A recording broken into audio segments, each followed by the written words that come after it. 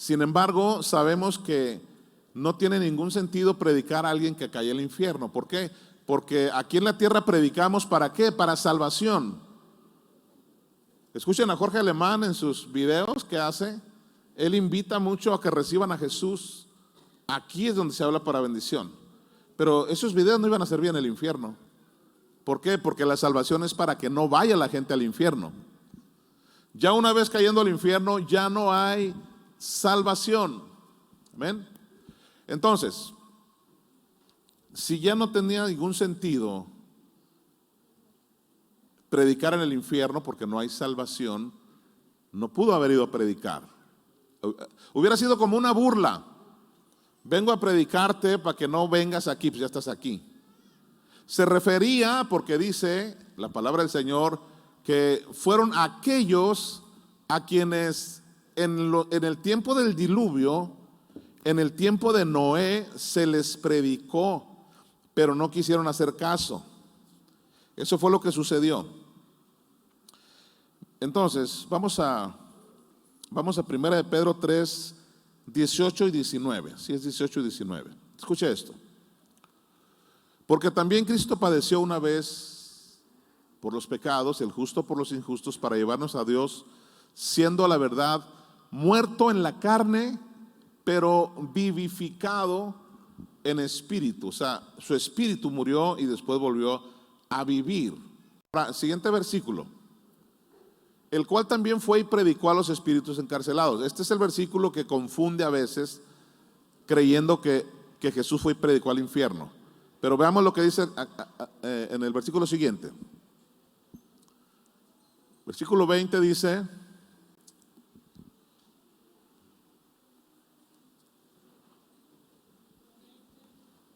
vamos a buscarlo aquí.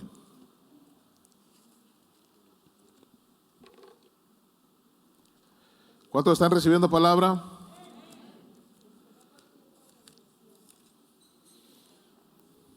Ok, los que en otro tiempo desobedecieron, cuando una vez esperaba la paciencia de Dios en los días de Noé. O sea, esa prédica fue a través de Noé. O sea, Jesucristo predicó a través de Noé en los días de Noé, mientras se preparaba el arca, en la cual pocas personas fueron salvas, es decir, 8 fueron salvados por agua. Ahora, se está refiriendo a que Jesucristo hizo un sacrificio por nosotros. Bajó al infierno. Sí bajó al infierno, pero no bajó a predicar. Entonces, queda descartado que haya ido al cielo, queda descartado que haya ido al infierno a predicar. Entonces, ¿a qué fue al infierno? La pregunta es, ¿a qué fue al infierno? Si al infierno van solamente los pecadores, ¿por qué Jesús tenía que ir al infierno?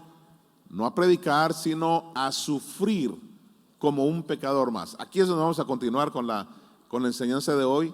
Jesús murió en la cruz. Él murió físicamente, pero espiritualmente Él bajó al infierno a sufrir. Y al tercer día resucitó. Ya vimos en el Salmo 22, o así decir rapidito, que es un salmo mesiánico.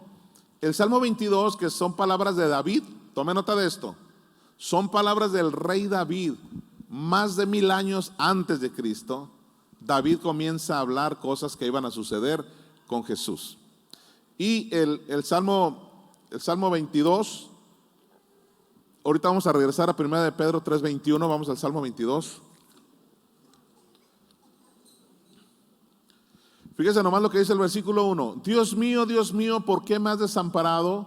¿Por qué estás tan lejos de mi salvación y de las palabras de mi clamor? Estas palabras las dijo el rey David más de 1000 años antes de Cristo. Pero estas palabras, ¿de quién son? ¿De David o de Jesús? A ver, digo las más fuertes, ¿de quién son? Son palabras que iba a decir Jesús. Estaba anunciando lo que iba a pasar con Jesús. Ok, ahora vamos al versículo, no vamos a leer todo el versículo, vamos al versículo 2 y luego nos vamos al 12. Dios mío, clamo de día y no me respondes, y de noche y no hay para mí reposo.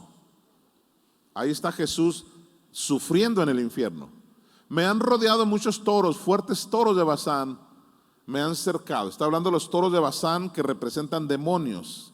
Versículo 13 y luego el 16. Abrieron su boca como león rapaz y rugiente. Ya mencionó toros, mencionó león y ahora dice, porque perros me han rodeado, me han cercado cuadrilla de malignos. Ahora, por si a alguien le queda una duda de que se trata de Jesús, dice, horadaron mis manos y mis pies. O sea, hicieron hoyos en mis manos y en mis pies. A David nunca le hicieron eso. Entonces, es David que está hablando acerca de Jesús. Por eso estamos seguros que todo esto que está pasando le está sucediendo a Jesús en el infierno. Perros me han rodeado, cuadrilla de malignos, leones, toros de Basán. Versículo 18. Repartieron entre sí mis vestidos y sobre mi ropa echaron suertes. ¿De quién está hablando? Dígalo fuerte. De Jesús. Casi 1000 años antes de Jesús ya se habían dicho esas palabras. Entonces no queda la menor duda de que se trata de Jesús.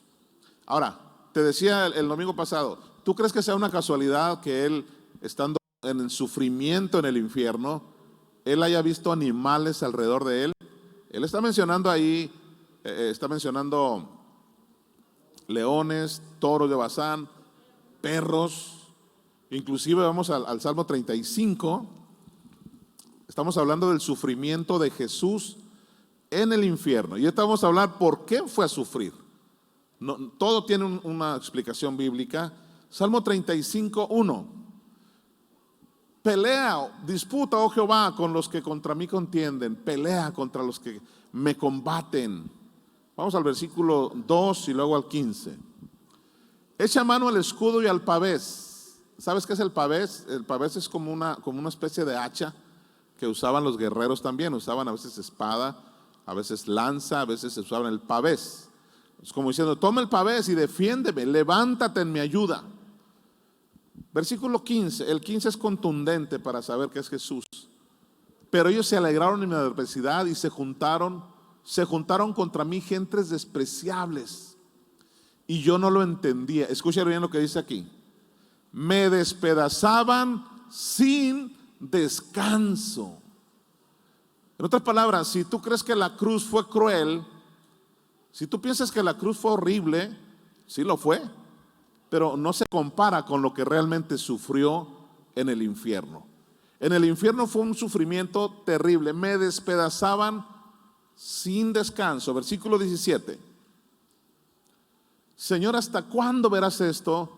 Rescata mi alma de sus destrucciones, mi vida de los leones. Otra vez, está viendo animales, obviamente son demonios. Hay otro versículo que habla de avestruces, en fin. Ahora, ¿por qué crees tú que Jesús está viendo en el infierno demonios representados por animales? ¿A qué te recuerda eso? Jesús rodeado de animales. A ver, dígalo más fuerte, ¿a qué? Al pesebre. O sea, lo que pasó en el pesebre estaba apuntando hacia lo que iba a pasar con Jesús en el infierno. Amén. Jesús rodeado de animales en el pesebre no es una casualidad. Hermano, todas las cosas que sucedieron pensamientos con Jesús, nada fue casualidad. Puede dar la clase, Nada. pero Todo nos deja una enseñanza, todo tiene un simbolismo de algo que iba a suceder con Jesús. Muy bien, entonces ya nos quedó claro que Jesús no fue al cielo esos 3 días, no bajó a predicar, Él bajó y sufrió.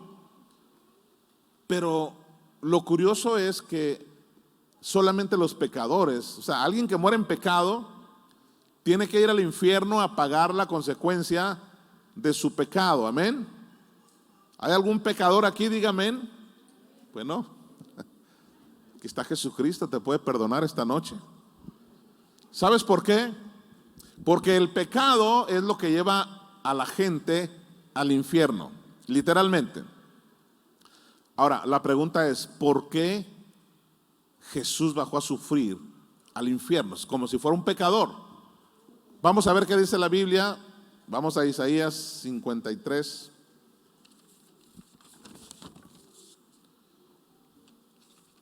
Isaías 53. Bueno, vamos a 2 Corintios 5:21 primero. 2 Corintios 5:21 y después vamos a ir a Isaías 53:6. Mira lo que dice aquí. Al que no conoció pecado. ¿Quién fue el que no conoció pecado? Jesús. Me gusta leer este versículo porque tenemos que dejar bien en claro que Jesús nunca pecó. Porque si estamos diciendo que bajó al infierno a sufrir las consecuencias del pecado, tenemos que aclarar que no era el pecado de él, sino el de nosotros. Al que no conoció pecado, por nosotros lo hizo pecado para que fuésemos hechos justicia de Dios en él. Diga conmigo, Jesús nunca pecó. Él cargó nuestro pecado. Isaías 53:6, vamos a leerlo ahora sí. Jesús nunca pecó, fue tentado en todo, dice la Biblia, pero nunca cayó en pecado. Todos nosotros nos descarriamos como ovejas, cada cual se apartó por su camino, mas Jehová, escucha esto, cargó en él, en Jesús, el pecado de todos nosotros. Jesucristo cargó nuestro pecado. O sea, nosotros por pecadores nos tocaba ir al infierno a sufrir. Pero ¿sabes qué hizo Jesús? Dijo, cárguenme a mí el pecado de toda la gente de Mochis, de todo Sinaloa, de todo Culiacán, uy, Dios mío, de todo el mundo. Entonces el Padre le cargó a Jesús, su Hijo, el pecado de toda la humanidad. ¿Sabes para qué? Para que nadie de nosotros tuviera que ir al infierno. Para que ahora nosotros vayamos ¿a dónde? A la gloria de Dios. ¿No te parece maravilloso esto? El Padre dijo, la humanidad tiene que ir al infierno a pagar el pecado. Pero dijo, voy a cargar el pecado sobre mi Hijo para que el mundo ya no tenga que ir, para que el mundo reciba salvación y vida eterna. Y en lugar de ir al infierno, ahora vamos al cielo. Ese fue el pago que Jesús hizo por nosotros. Él cargó nuestro pecado. Él fue al infierno. A ti y a mí nos tocaba ir, pero Él fue por nosotros. ¿No te parece maravilloso esto? Estamos corroborando por qué es que Jesús bajó a sufrir. ¿Por qué no fue de vacaciones? No fue a arrebatar llaves, no. Él fue a sufrir porque cuando Él murió, había pecado en Él. No era el de Él, pero era el de nosotros. Bien. Lucas 22:37. ¿Qué dice Lucas 22:37? Dice, hablando de Jesús en la cruz junto a dos malhechores, dice, digo esto porque hay mucha gente que así piensa, ¿no? Se está refiriendo a Jesús con los malhechores, pero vamos a ver si es cierto. Porque os digo que es necesario que se cumpla todavía en mí aquello que está escrito. Y fue contado con los inicuos o pecadores, que es lo mismo. Fue contado con los pecadores porque lo que está escrito de mí tiene cumplimiento. Es decir, Jesús fue contado como un pecador más. Es como cuando alguien cae a la cárcel, al penal, por X razón, que fue secuestrador, violador, lo que sea. Saben ustedes que mucha gente que ha caído al penal es inocente, pero mientras cae ahí es un secuestrador más, hasta que no se le compruebe lo contrario. Mientras cae a la cárcel es un violador más. Jesús bajó al infierno en calidad de pecadores. Esto se escucha fuerte, pero iba cargando nuestro pecado, amén. Eso nos hace amar más a Jesús. Jesús no bajó al infierno en calidad de Dios. ¿Por qué? Porque si hubiera bajado al infierno en calidad de Dios, ningún demonio lo hubiera podido tocar. Fue contado entre los pecadores. Fue contado como un pecador más. Venía cargando el pecado de la humanidad. Él bajó al infierno a pagar el precio que a nosotros nos tocaba. Mateo 27:46. Mateo 27:46. Vamos a seguir corroborando esto. Tenemos que saber por qué Jesús bajó al infierno. Mateo 27:46, estas palabras que exclamó Jesús. Cerca de la hora novena, Jesús clamó a gran voz diciendo, Elí, Elí, lama sabactani. Esto es, Dios mío, ¿por qué me has desamparado? Este versículo nos ayuda a entender muchas cosas. Dios mío, imagínate a Jesús en la cruz clamando, Dios mío, ¿por qué me has desamparado? Esto como que hace pensar que el padre no fue un buen padre ahí, porque está abandonando a su hijo en el momento más difícil para él. Entonces, si no hay una explicación de esto, podríamos pensar qué clase de papá es este que abandona a su hijo cuando más lo necesita. Pero no, aquí te da la explicación. ¿Por qué Jesús está diciendo, Dios mío, ¿por qué me has abandonado? La razón es la siguiente. Ya te dije que todo tiene una explicación. La razón es que Dios no puede habitar donde hay pecado. Dios no puede habitar donde hay pecado. Cuando una persona vive en pecado, Dios no puede habitar ahí. ¿Cuándo es que Jesucristo entra a nuestro corazón? Cuando nosotros le abrimos la puerta. Él perdona nuestros pecados y Jesús vive en nuestro corazón porque ya no hay pecado. Dios no puede habitar en alguien que tiene pecado, así de sencillo. El pecado y Dios no se pueden llevar.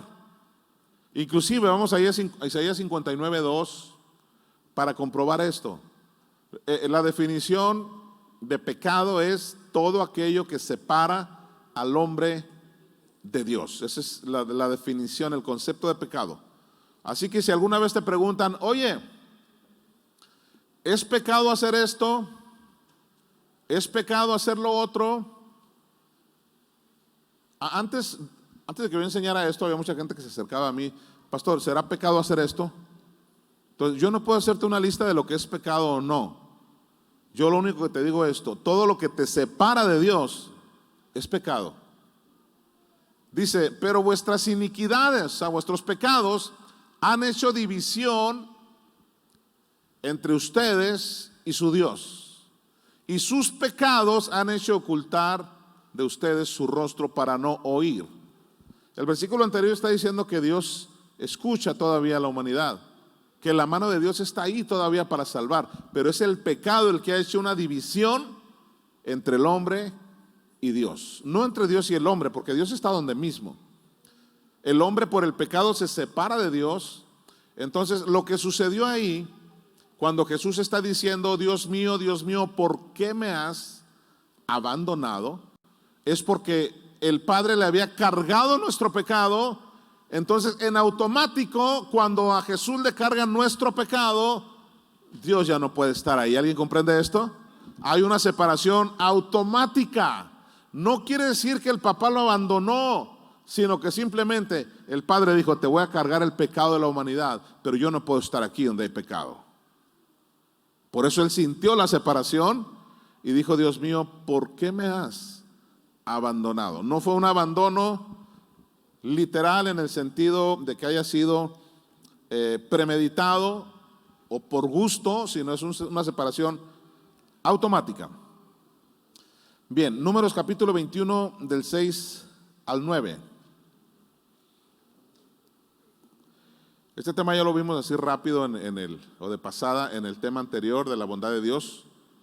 Pero dice, Moisés hizo una serpiente de bronce y la puso sobre un asta.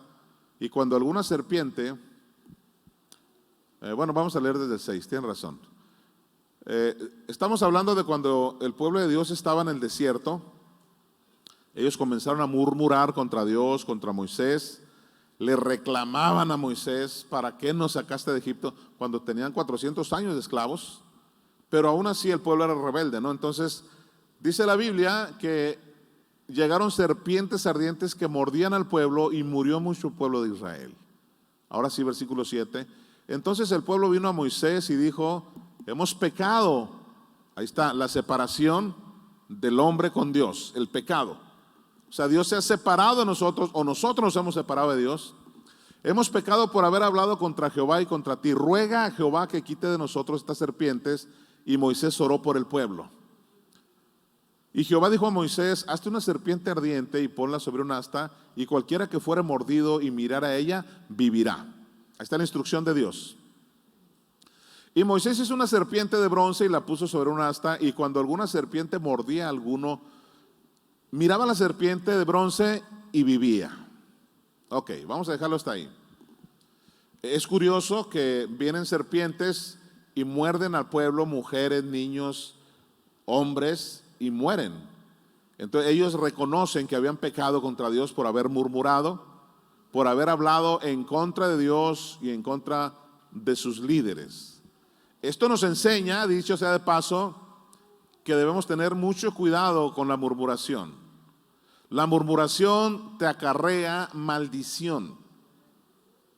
Escuche esto.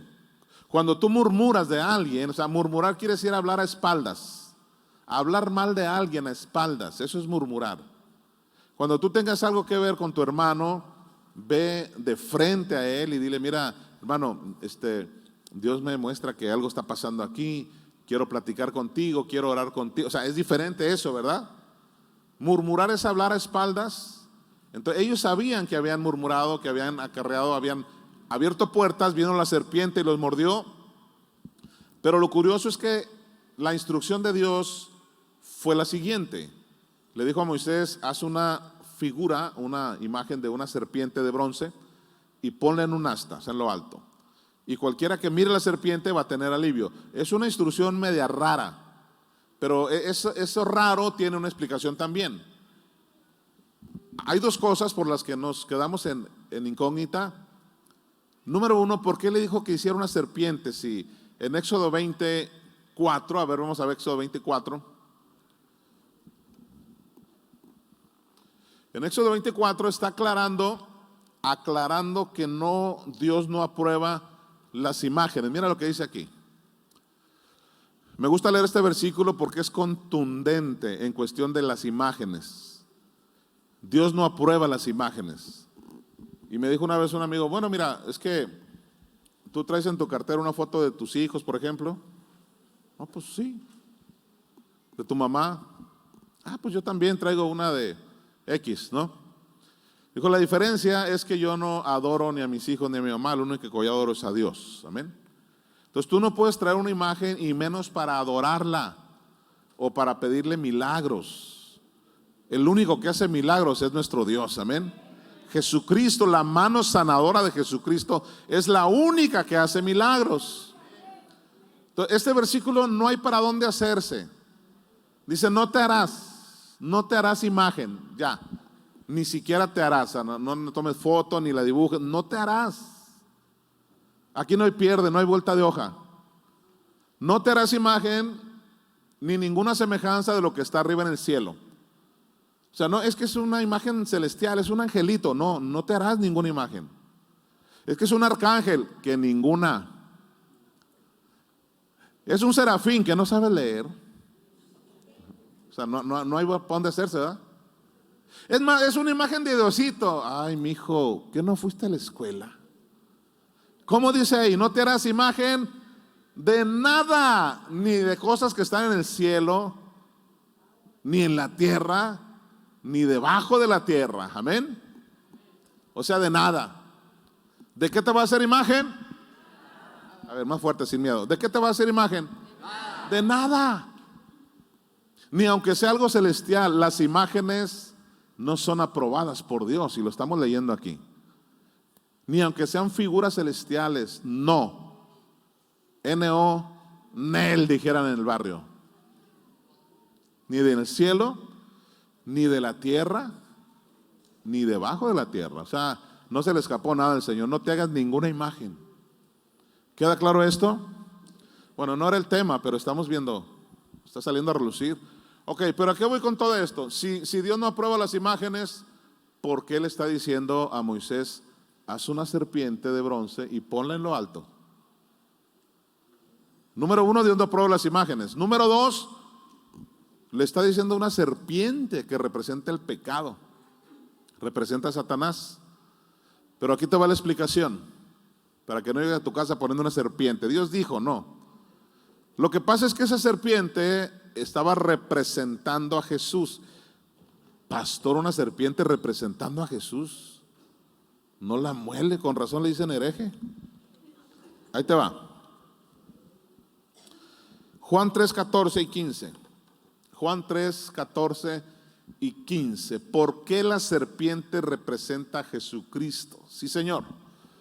Dice, y como Moisés, estas son palabras de Jesucristo como 1500 o 1600 años después. Fíjate, más de 1000 años después de la serpiente, llega Jesucristo y da una explicación. Casi le dice, les voy a explicar por qué Moisés recibió la instrucción de levantar una serpiente.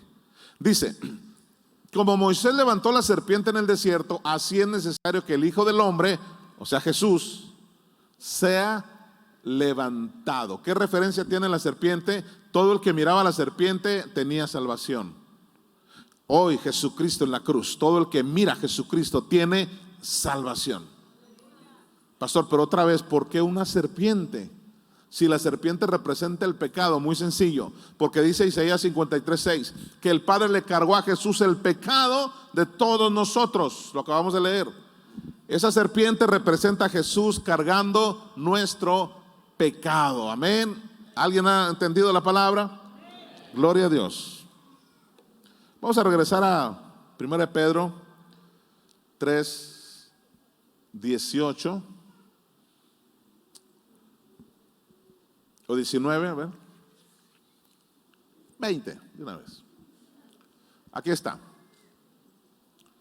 Dice que les predicó a los que en otro tiempo desobedecieron. Ahora vamos al 21. Ahí va. Esto es lo que te explicaba la otra vez acerca del bautismo.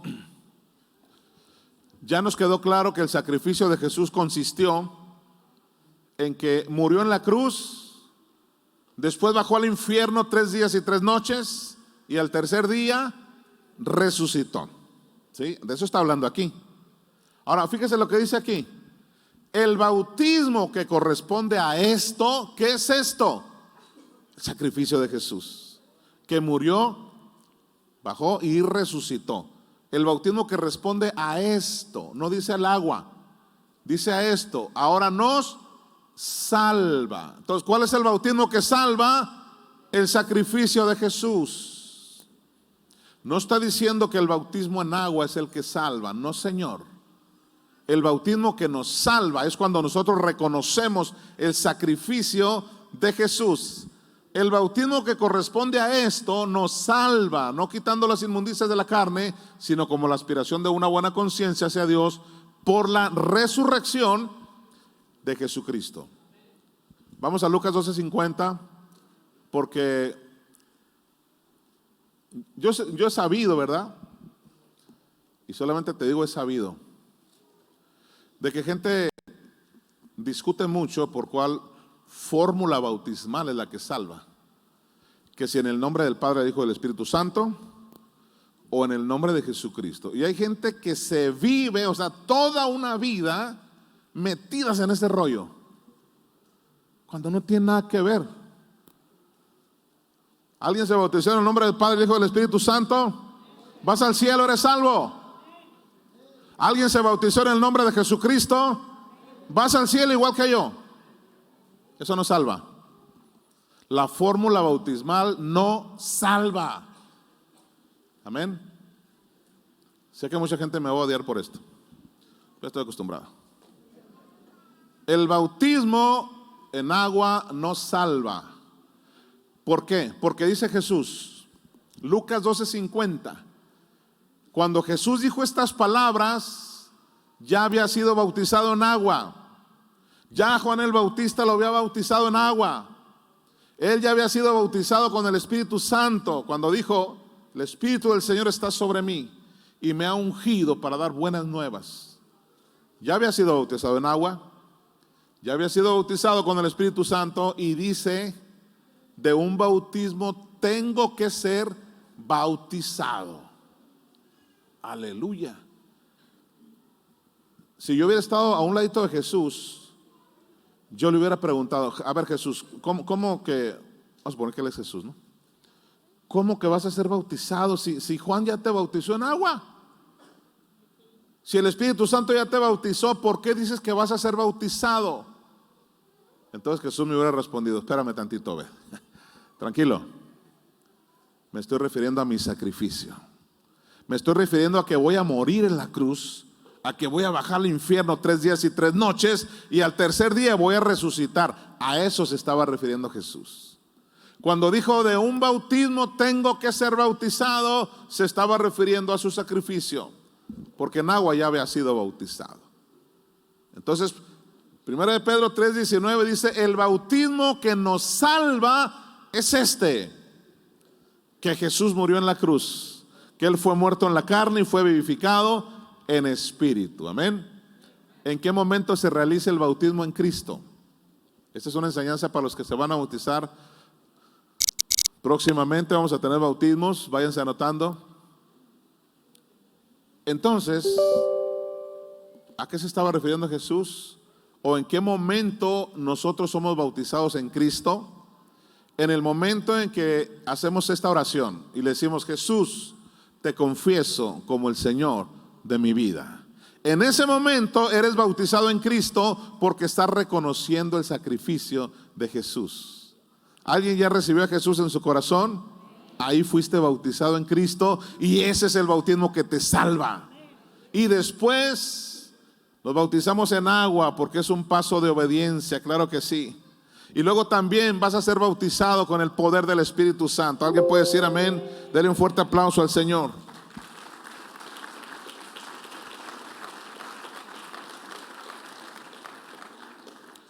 Lucas 23:46. A ver, vamos a Juan 19:30 primero. Perdón, Juan 19:30. Gloria a Dios. ¿Cuántos están respirando oxígeno espiritual? Juan 19:30. Cuando Jesús hubo tomado el vinagre, dijo: consumado es.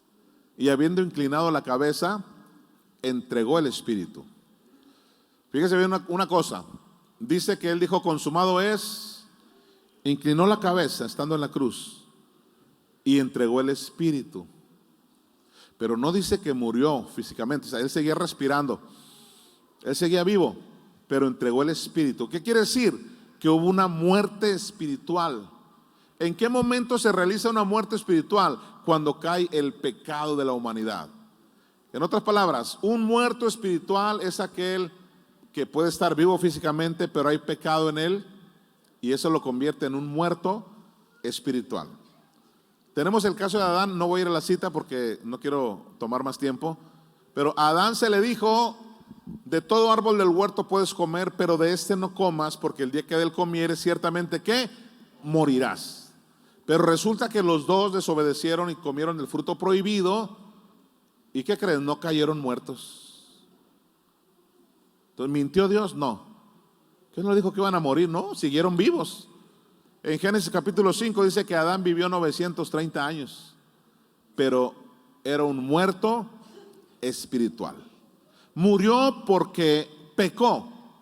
Jesús murió espiritualmente, pero él no pecó. Le cargaron nuestro pecado. Por eso se le consideró un muerto espiritual. Y vamos otra vez a 1 de Pedro 3:18. Jesús ahí estaba vivo físicamente, pero había muerto espiritualmente. Dice: porque también Cristo padeció una sola vez por los pecados, el justo por los injustos, para llevarlos a Dios, siendo la verdad, escuche esto, muerto en la carne, o sea, murió físicamente, pero vivificado en espíritu. O sea, la palabra vivificar quiere decir que estaba vivo, que murió y que volvió a vivir, ¿verdad? Si yo dejo caer este papel, fíjate, yo voy a coger este papel. Lo tomé, pero si se me cae, lo voy a recoger. O sea, quiere decir que ya lo tuve, se me cayó y lo volví a tomar. La palabra vivificado quiere decir que estaba vivo espiritualmente, murió espiritualmente cuando le cargaron el pecado y después volvió a vivir. Amén. Muerto en la carne, pero vivificado en espíritu. Entonces, ahí él era un muerto espiritual cuando dijo: consumado es. Entregó el espíritu. O sea, En ese momento el Padre le cargó nuestro pecado. Vamos rápidamente a Lucas 23:46. Lucas 23:46. Dice: entonces Jesús, clamando a gran voz, dijo, o sea, ya había dicho consumado es, y entregó el Espíritu, ¿ok? Pero estaba vivo todavía. No sé cuánto tiempo pasó para decir la última palabra. Entonces Jesús, clamando a gran voz, dijo: Padre, en tus manos encomiendo mi espíritu. Y habiendo dicho esto, ¿qué pasó? Ahora dígalo más fuerte. Expiró. Ahí sí murió físicamente. Expirar quiere decir que dejó de respirar. En ese momento murió físicamente, pero ya había muerto espiritualmente antes. Cuando dijo consumado es, entregó el espíritu. O sea, en ese momento se convirtió en un muerto espiritual. Ya dijimos que un muerto espiritual es el que hay pecado en él, y no era el pecado de él, sino de nosotros. Después dijo la última palabra y expiró. Ahí murió físicamente. Entonces estamos viendo las dos muertes de Jesús. Primero murió espiritualmente y después murió físicamente. Vamos a Filipenses 2:8.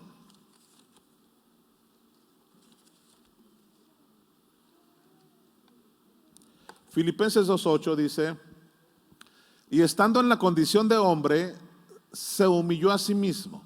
O sea, este versículo dicen que Jesús no se aferró a dejar de ser Dios, sino que se convirtió en un hombre común como tú y yo. O sea, él fue 100% Dios, pero después fue 100% hombre. A Jesús le dio hambre igual que nosotros, le dieron ganas de ir al baño igual que nosotros, le dio sueño igual que nosotros, tuvo tentaciones como las tuvimos nosotros. O sea, fue un hombre común. No se aferró a dejar su forma de Dios. Dice: y estando en la condición de hombre, se humilló a sí mismo, haciéndose obediente, escucha esto, hasta la muerte, y muerte de cruz. Está hablando de dos tipos de muerte. La primera es la muerte espiritual, donde le cargaron el pecado, y la otra fue la muerte de cruz, la muerte física. Entonces Jesucristo murió primero espiritualmente, cuando le cargaron nuestro pecado, y después murió físicamente. Muerte y muerte de cruz. Yo te comentaba, vamos a Lucas 4:33, que Jesús no pudo haber bajado al infierno en calidad de Dios. Porque si hubiera bajado en calidad de Dios al infierno, los demonios hubieran huido ante su presencia. Tenemos un ejemplo cuando Jesús andaba sobre la tierra, de cómo, dice, estaba en la sinagoga un hombre que tenía un espíritu de demonio inmundo, el cual exclamó a gran voz. O sea, Jesucristo solamente iba pasando por ahí, y mira lo que le dijo: déjanos, ¿qué tienes con nosotros, Jesús Nazareno? ¿Has venido para destruirnos? Yo te conozco quién eres, el Santo de Dios. O sea, Jesús nada más iba caminando y los demonios le gritaban. O sea, si yo hubiera sido Jesús, le hubiera dicho: ni quien te pele. O sea, él sabe el poder que tiene Jesús, amén. Y mira lo que hace Jesús, versículo 35. Y Jesús le reprendió diciendo: cállate y sal de él. Entonces el demonio, derribándole en medio de ellos, salió de él y no le hizo daño alguno. O sea, Jesucristo va caminando, un demonio se le pone al brinco y dice: cállate, salte. Si hubiera bajado al infierno en ese señorío de autoridad, ¿tú crees que los demonios se le hubieran acercado? Para nada. Nomás le hubiera tronado los dedos, hubiera dicho: váyanse todos de aquí. Pero no, bajó en calidad de pecador. Yo sé que esto es un balde de agua fría para la tradición, yo lo sé. ¿Cómo que Jesucristo bajando al infierno en calidad de pecador? Sí, mijo, pero dice Isaías 53:6 que el Padre le cargó nuestro pecado. A ver, conmigo otra vez: Jesús nunca pecó. Eso es un gran alivio para nosotros. Bien, entonces ya nos estamos imaginando este cuadro. Métase a esta película. Jesús murió en la cruz, y me brinqué todos los padecimientos de la cruz. Los latigazos, ¿se acuerdan cuántos latigazos le dieron? Y no eran latigazos nada más de que un chicotito, no, eran en la punta tenían lo que le llamaban escorpiones, que eran ganchos, que cada vez que lo golpeaban, se traían un pedazo de carne. Los latigazos, la corona de espinas, las bofetadas, los ataques o los golpes verbales que le gritaban, lo escupían, una lanza atravesó su costado. O sea, los padecimientos de la cruz fueron tremendos. Pero no podemos decir, ay, al fin ya se murió, ya descansó. No, cuando Él murió apenas comenzaba su sufrimiento. Apenas, o sea, lo fuerte estaba por venir cuando Él murió en la cruz. Pero vamos a ver algo muy importante. Antes de ver lo de la resurrección,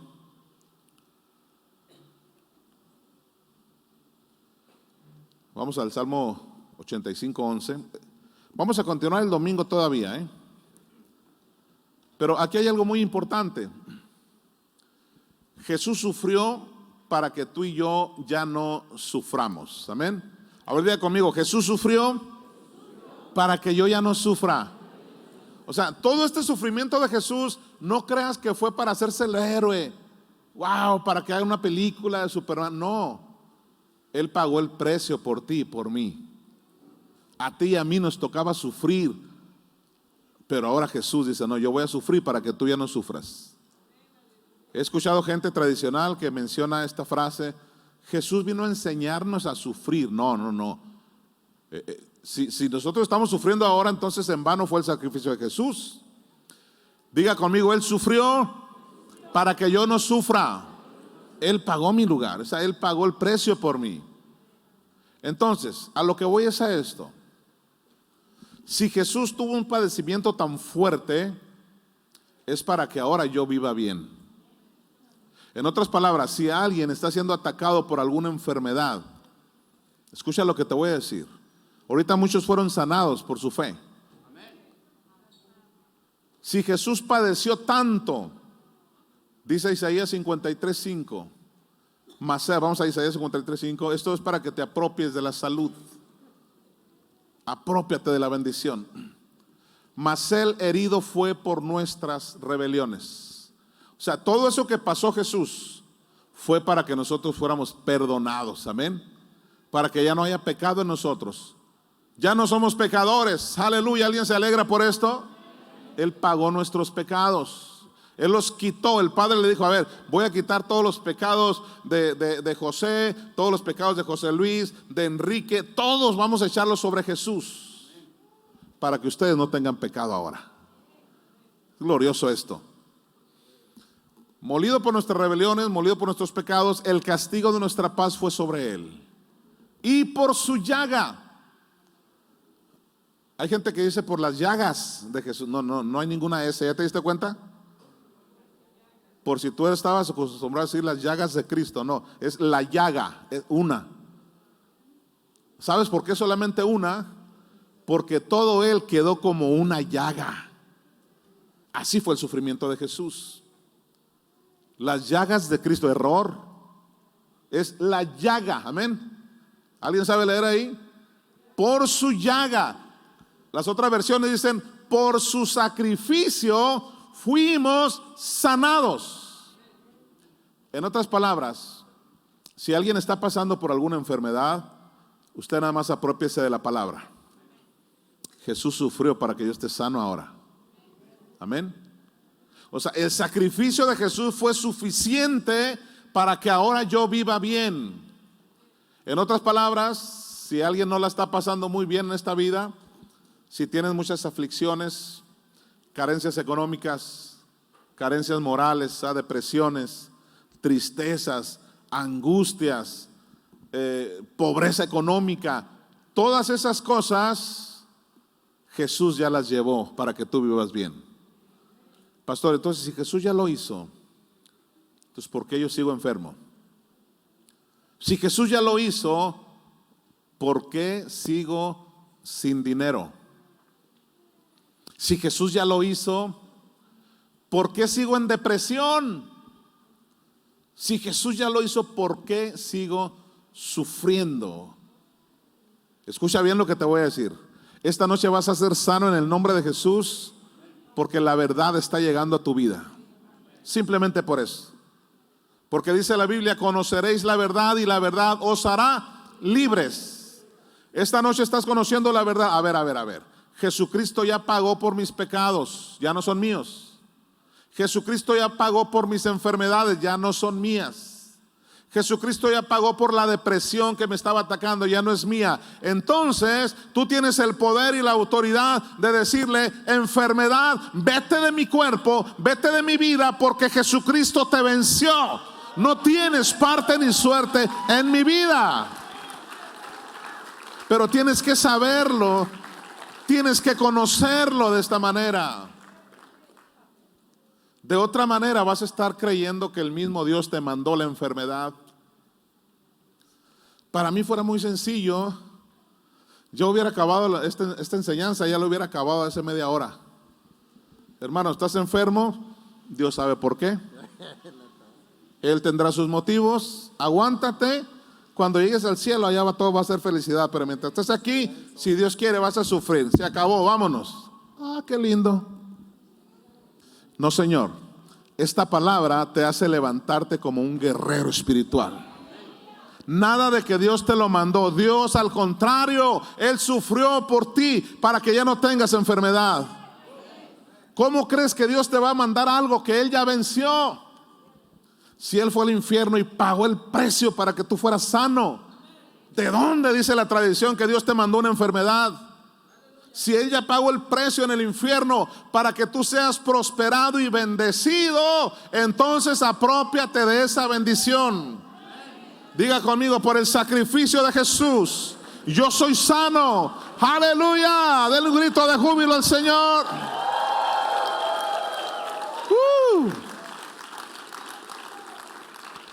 En esta congregación estamos haciendo algo más que orar por ti en cada culto. Estamos haciendo algo más que eso. Estamos enseñándote cómo ser sano. Amén. No voy a estar diciendo, a ver, ¿cuántos vinieron enfermos hoy? Vengan y voy a orar por ellos para que sean sanos. En algún momento lo voy a hacer. Pero lo que más Dios me ha mostrado es enséñales cómo vivan sanos. Enséñales cómo vivan en salud divina. Enséñales cómo vivan prosperados, cómo vivan felices, cómo vivan bendecidos. Enséñales la palabra. Aleluya. ¿Y sabes qué es lo que va a hacer? Tú vas a orar por otros. ¿Para qué queremos una congregación que todos los cultos ore por mí otra vez, pastor?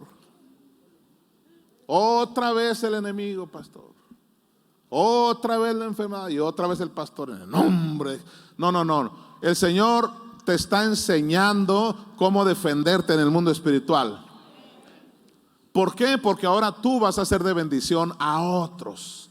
Ya quítate esa careta de víctima y de estar siempre llegando, pastor, otra vez el diablo me zarandeó, ore por mí. No, Señor, aprenda la palabra. Si quieres darle de comer a alguien un día, dice por ahí la gente, regálale un pescado.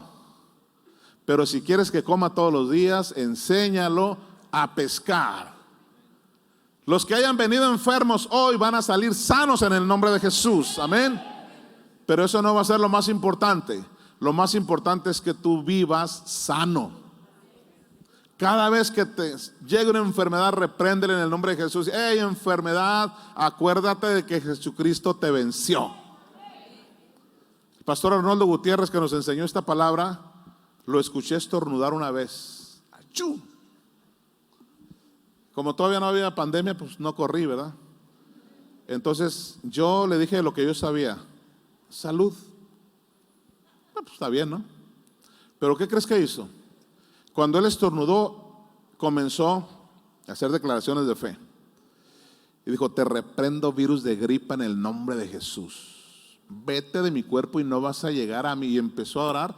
Y yo dije, qué exagerado. Como decimos en Sinaloa, este loco. Qué exagerado. Entonces como que él discernió y me dijo, no, mira, a ver, te voy a explicar. La gripa puede ser el camino a la muerte. Ay, yo nunca he sabido que nadie se muera de gripa. Pues de gripa no, mira, pero si no te cuidas la gripa, si no rechazas la gripa, después viene un bronquitis, luego una neumonía y luego te congestiona no sé qué. Y no dice se murió de gripa, se murió de pulmonía o no sé qué. Pero ¿cómo empezó? Con un estornudo. Ah, es cierto. Entonces cada vez que yo estornudo, te reprendo gripa en el nombre de Jesús y voy a amanecer sano. ¿Por qué? Porque hay fe para sanar y hay fe para enfermarse también. ¿Qué dice mucha gente tradicional cuando estornuda? A ver, dímelo tú. Ya me dio gripa. De seguro voy a amanecer con un moquero. Pues lo estás declarando, ¿verdad? Salmo 85, 11.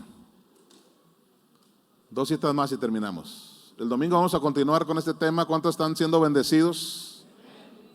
Esto es la verdad, es la palabra de Dios. Mira lo que dice aquí. Wow, la verdad brotará de la tierra y la justicia mirará desde los cielos.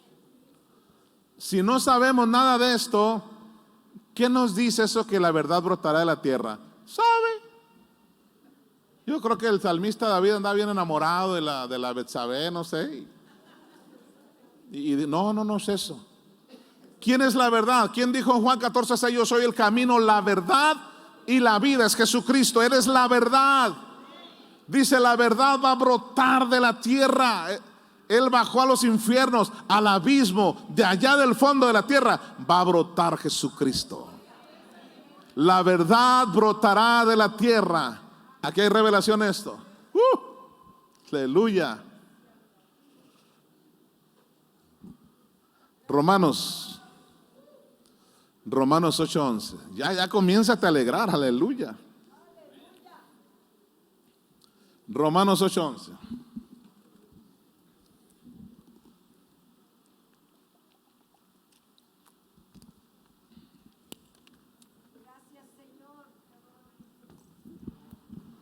Wow. Podemos meternos en esta película, en esta obra, y ver a Jesús siendo atormentado en el infierno. Dice el Salmo 35, me despedazaban sin descanso. La oscuridad total, la oscuridad completa. Obviamente no había luz como esta, ¿verdad? Entonces yo me imagino cuando dice, y si el espíritu de aquel que levantó de los muertos a Jesús mora en vosotros. Espíritu con E mayúscula, ¿a quién se está refiriendo? Al Espíritu Santo. Entonces escuche bien esto. El Espíritu Santo levantó a Jesús entre los muertos. Después de tanto sufrimiento, 3 días y 3 noches de sufrimiento, la luz del Espíritu Santo. Yo sé que tú siempre fuiste rico y nunca viviste en casa en un cuarto que tuviera techo de lámina de cartón. ¿Qué pasa cuando que a veces se hacen hoyitos, verdad? La lámina de cartón. Entonces, no sé si te tocó, pero a mí me tocó que cuando me levanté, ¿sabes qué me despertaba? Un rayo de luz, porque estaba rota la lámina, ¡pum!, pegado en la cara. Se nota el rayito de luz en la oscuridad. Ok, yo quiero que tú te goces con esto. En medio de tanta oscuridad, en el infierno, Jesús estando atormentado, me despedazaban sin descanso. Pero de repente llega el Espíritu Santo. Entre tanta terrible oscuridad, entra una luz que se llama Espíritu Santo. Entra la luz poderosa y rescata a Jesús de entre los muertos. Pensé que te ibas a gozar más, Por eso dice el salmista, levántate, Señor, y sean esparcidos tus enemigos. Está Jesucristo siendo atormentado, pero entra la luz del Espíritu Santo y dice, quítense todos. Levante este Señor, y sean esparcidos tus enemigos y huyan de tu presencia todos aquellos que te aborrecen. Aleluya. ¿Cuántos están gozando por esto? Aquí está nuestra victoria. No se canse de alabarle, no se canse de exaltarle. En una de las producciones más fuertes y más poderosas que me impactó de Marcos Witt, ¿cuántos se acuerdan de aquella alabanza de Marcos Witt? Levántate, levántate, Señor. Y una persona una vez me dijo: ¿por qué se levántate, Señor? ¿Que está tirado tu Dios o qué? Se está refiriendo a la resurrección. Levántate de los muertos. Levántate tú que duermes. Aleluya.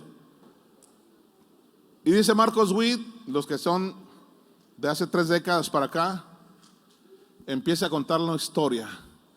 Y dice: los demonios pensaban que lo habían vencido para siempre. Los demonios pensaban, porque en Jonás dice: la tierra echó sus cerrojos sobre mí para siempre. Y decían: lo vencimos, es nuestro, lo matamos por siempre. Pero de repente los demonios empiezan a verse uno al otro y dicen: ¿qué es eso que está pasando? Algo está pasando aquí. Esa luz no la conocemos. ¿Qué está sucediendo aquí en el infierno? Duda. Tengo una duda, dijo Marcos.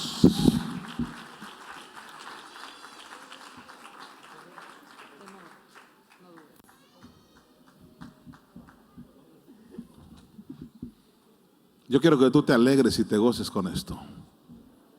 ¿Sabes por qué? Piano, por favor. Porque ya fuiste sanado. Ya fuiste sanado por el poder de Dios. Por su llaga fuimos nosotros sanados. Levante sus manos ahí donde están, piano. Levanta tus manos y di: por el sacrificio de Jesús, yo soy sanado.